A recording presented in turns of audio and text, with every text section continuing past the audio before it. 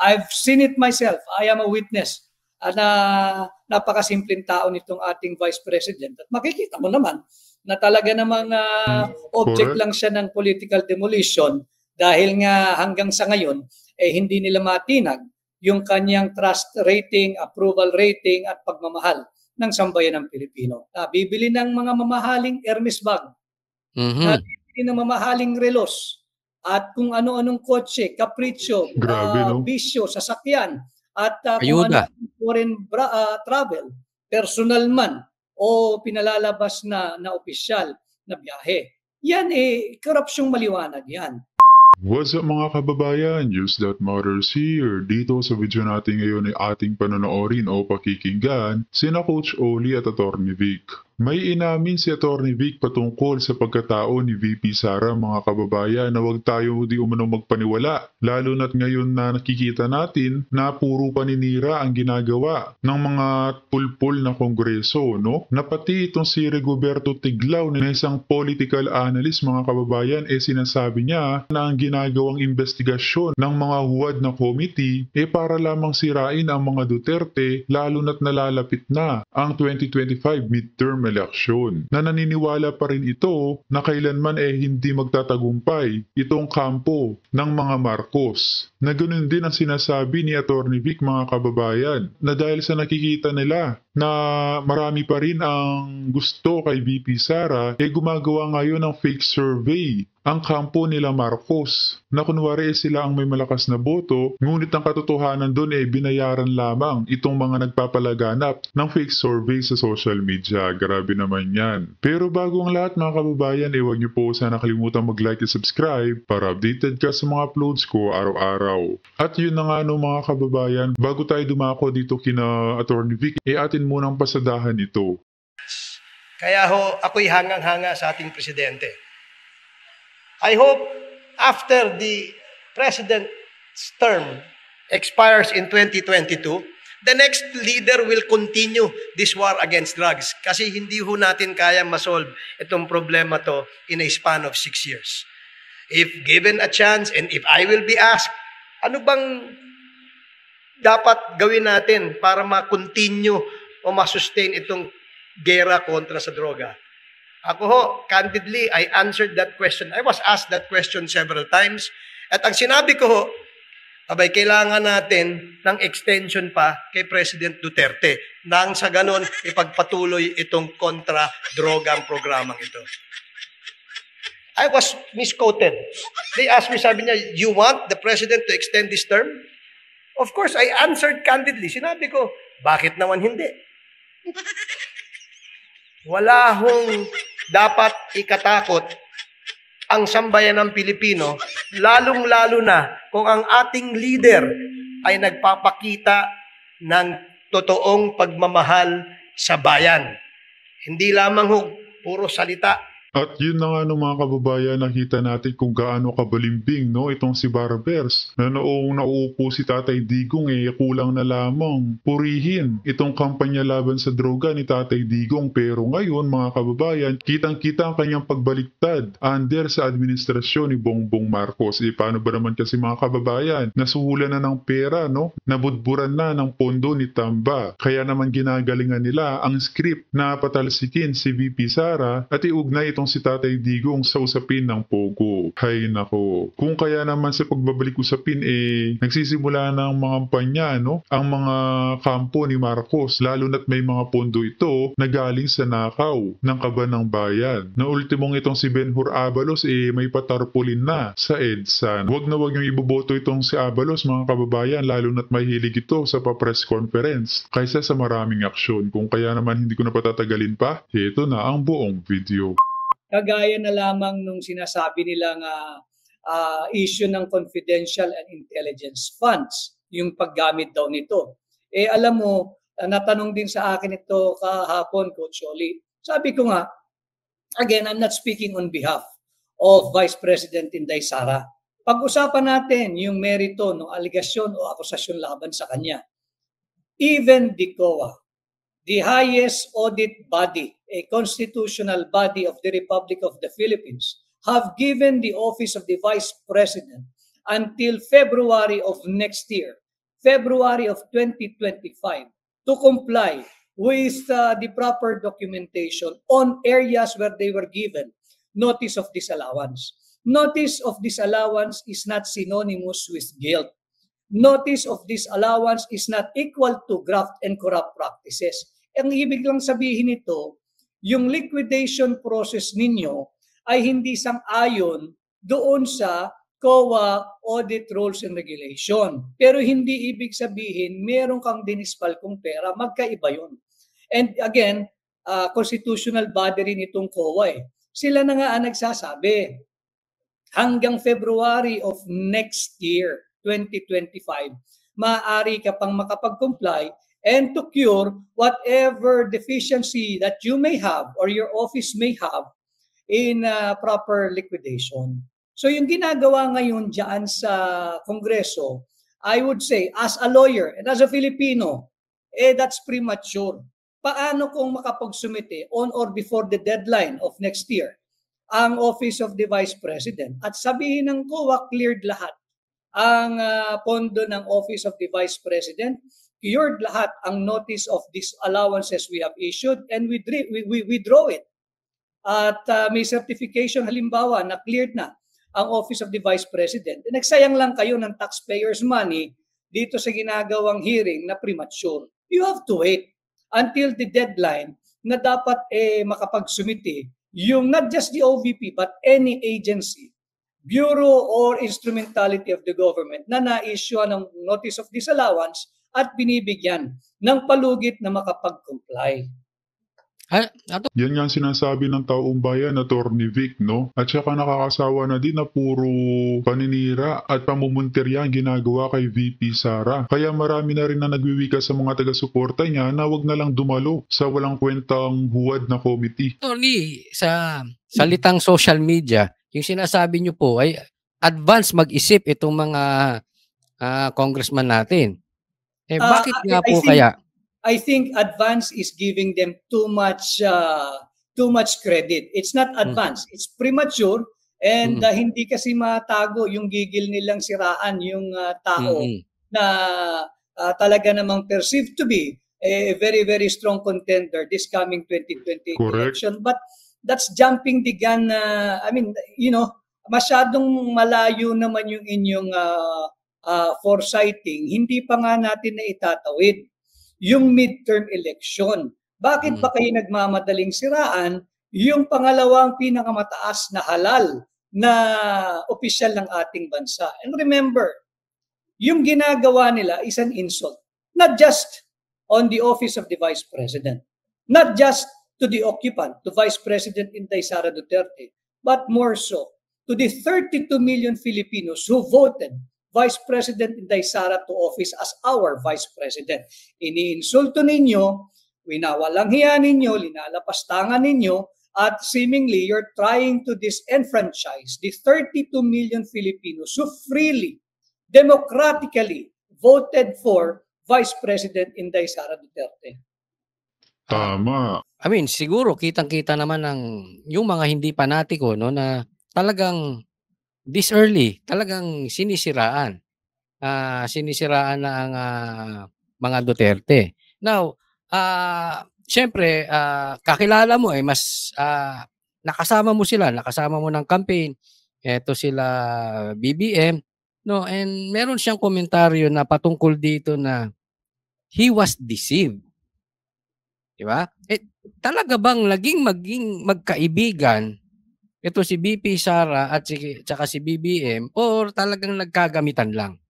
No, as far I can speak from what I have witnessed and what I have observed during the 2022 campaign which I've helped run, and it was a successful campaign, by the way, a presidential campaign. VP Sara was or Inday Sara din, Mayor Inday din was very, very submissive doon sa, kasi ako gumagawa ng schedule ng campaign na Coach Oli, kung sa kami pupunta, anong oras, etc. Merong mga request ang grupo ng aming vice presidential candidate, then Mayor Inday Sara Duterte. Pero pagka I insist on unahin muna natin ito she gladly yields. In fact, yung isa niyang staff na embedded sa aming HQ, sa Presidential HQ, very, very submissive siya. At sinasabi niya, ang bilin ni Mayor Inday Sara, ni Ma'am Inday, kung ano ang decision mo, meaning referring to me, yan ang susundin. But it doesn't mean hindi namin ina-accommodate yung kanya mga request. Basta't pag may panggalang, wala kang marinig na reklamo dyan, sumusunod yan. And makikita mo yung sincerity ng kanya, not just the Vice President now, but the entire Duterte family in supporting our campaign back in 2022. And I think it's not proper to say na someone deceived someone. The friendship that I have witnessed then between the two top officials of our land now, I'd say it's genuine and it's full of sincerity that transcended the campaign and was carried over to the first months, if not first year of this administration. So maliwanag si BP Sara kasi may mga nababanggit no na spoiled brat na parang naniningil ng utang na loob. May mga kumakalat ng ganyan eh. Lumabas doon sa explanation mo kanina na hindi siya entitled. No? Meron siyang... Yun. In fact, hindi ko alam kung... At saka totoo naman, nakasalanan nila bungit yan. Nakitang-kita naman natin kung gaano kawalang utang na loob ang mga Marcos sa mga Duterte. Na matapos nila siyang dalhin, ganyan na ang kanyang gagawin. Nasirain ang mga Duterte nang sila ang maupo sa mahabang panahon. Aba, grabe naman yan. Kung pwede kong... Sa tingin ko, tapos na naman ito. Ito yung matter of fact. Pagka meron kaming campaign, kasi yung dinesign kong campaign, kami lang ang nagkakampanya ng umaga. Ang ginawa ko, breakfast, lunch, dinner eh. Meron kaming kampanya ng umaga, magkakaraban kami to the next venue, lunch. And then during afternoon ng lunch, mid-afternoon break kami, doon kami manananghali. Pag hinahanap namin si Mayor Inday ng mga panahon na yon, she will not join doon sa mga lunch na inorganize ng mga kung sino man mag-host sa amin ng lunch. May baon yan. Napakasimpleng tao, may sarili siyang baon. Kumakain niya, sasakyan lang niya. Hindi mapaghanap ng kung ano yan. Nakita ko yan personal. Dahil sabi ko nga, ako nakakaya naman, ba't hindi yata sinabihan si Inday na merong tayong nag-host ng lunch, etc. But no, wala siyang hinihinging ganun. Nandun lang yan sa kanyang van, doon kumakain, may sariling baon. At magpapakita yan doon sa next caravan namin from the mid-afternoon break. May caravan kami, papunta doon sa late afternoon rally bago kami maghiwa-hiwalay for the day. I've seen it myself. I am a witness na napakasimpleng tao nitong ating Vice President. At makikita mo naman na talaga namang object lang siya ng political demolition dahil nga hanggang sa ngayon hindi nila matinag yung kanyang trust rating, approval rating at pagmamahal ng sambayan ng Pilipino. Yung maganda kasi maraming gumagawang mga politiko ganyan eh, yung mga nagkakamay. Alam mo yung bigla sila nagiging down to earth pagkakampanya. Pero ito si VP Sara, talaga namang na-experience mo na kahit behind the camera, simpleng tao. Oo, at saka lagi siyang merong, if I'm not mistaken, laging may baon yan. They call that something na bigyan din ako one time, kumakain kami ni Pangulong Duterte, yung parang bagoong, ginamos, parang it's a brown thing, na parang sa equivalent dito sa Tagalog pa ng bagoong. Meron laging baon na gano'n yan. Intindi, no? But, punta naman tayo dun sa programa mo, no? Ano yung masasabi mo, Attorney Vic, na yung tatlong magiging focus kung sakaling ikaw ay mahahalal bilang senador? Ano yung programa? Pagka ako ay pinalad at pahiramin ako ng mandato ng higit na nakararaming mamamayang Pilipino sa aking aplikasyon at bilang inyong senador, papangunahan ko yung war on corruption. Maraming problema ang ating bansa. Subalit pangunahin dyan yung korupsyon. Dahil napakalaki na ng ating utang, Coach Oli. To date, I think it's more than 15.69 trillion pesos ang pagkakautang ng Pilipinas, yung ating national debt. And when you relate that to the entire population, Kada Pilipino, kahit ikay 1 day old pa lamang, kahit ngayon ka pa lang at this very moment ay pinapanganak, meron ka ng utang na higit kumulang ay 138,000 pesos. Pag Bawat isa. hinati-hati mo yung 15.69 trillion pesos. At itong utang na ito, utang po ito mga kababayan, pero saan nila ginagamit? Yung inuutang na pera na babayaran nating lahat ng Pilipino.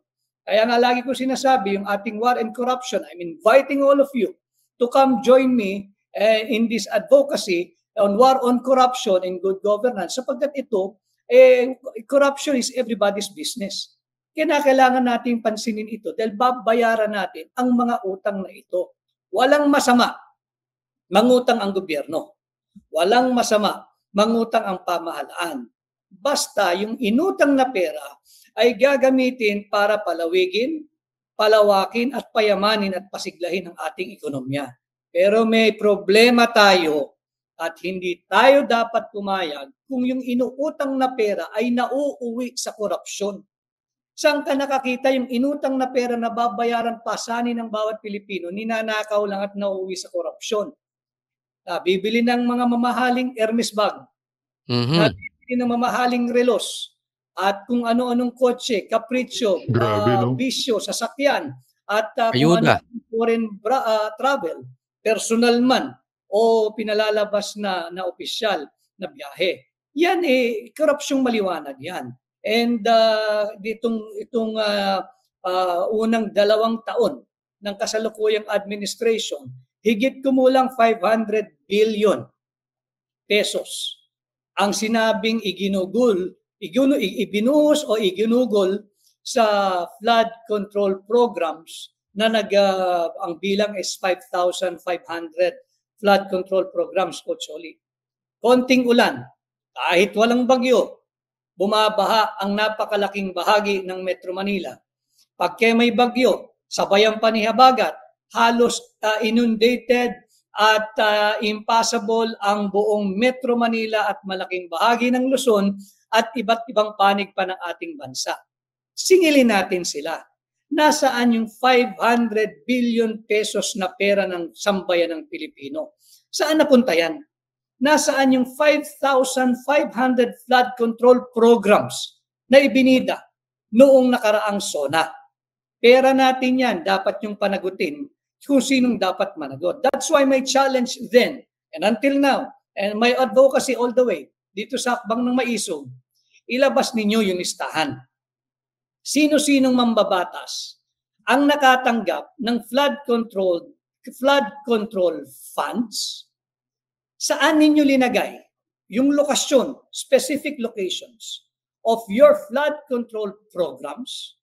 Magkakano kada distrito, kada probinsya ang linagay ng ating mga mambabatas diyan sa itinatagong flood control funds and flood control programs, at sino-sino ang mga kontraktor para makapaningil tayo ng tama ang sambayan ng Pilipino. Dahil pagod na. Wala mang investigasyon dito mga kababayan, pinalagpas lang nila. Ano ba naman yan? Ang mamamayang Pilipino sa usapin ng korupsyon. Coach Oli, tayo'y 50 years old na. At nung bata pa tayo, ang sinasabing problema ng Pilipinas ay ang kahirapan dulot ng korupsyon. 50 years old na tayo ngayon, ang problema pa rin korupsyon. And I was asked by the same question yesterday kung meron daw po bang conflict sa aking advocacy na war on corruption, true opposition and good governance. At ako ay na-endorso ni Pangulong Duterte at ni Mayor Baste Duterte dahil daw merong mga kontrobersiya o aligasyon na kinakasangkutan si Pangulong Duterte, even Vice President Inday Sara Duterte. Sabi ko, walang conflict. I do not find myself conflicted sapagkat allegation is not equivalent to proof. Yung controversy na kinakaladkad ng Pangulong Duterte at si Vice President Sara Duterte, hindi naman yan proof beyond reasonable doubt. In fact, there's no case against any of them pending before the court. Lahat ito ay all political noise lang ito, Coach Oli. Meant to meant to harm the good name and legacy of President Duterte. At ito ang layunin lang naman nito ay pakasiraan si Vice President Inday Sara Duterte dahil midterm na tayo sa termino ng nakaupong Pangulo at nakikita naman natin hindi matinag-tinag yung pagmamahal ng higit na nakararaming Pilipino kay Vice President Inday Sara Duterte. But let me be very, very clear, especially with this interview of yours, my guesting in your program, I do not speak on behalf of Vice President Inday Sara Duterte. But I am arguing strongly against the many accusations hurled against her